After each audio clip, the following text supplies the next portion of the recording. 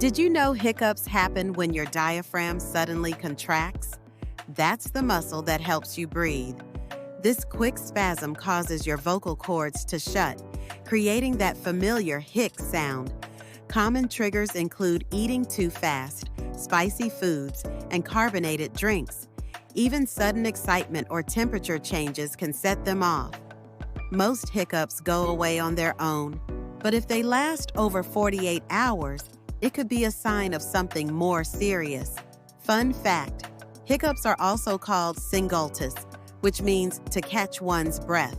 Like and follow for more body science facts.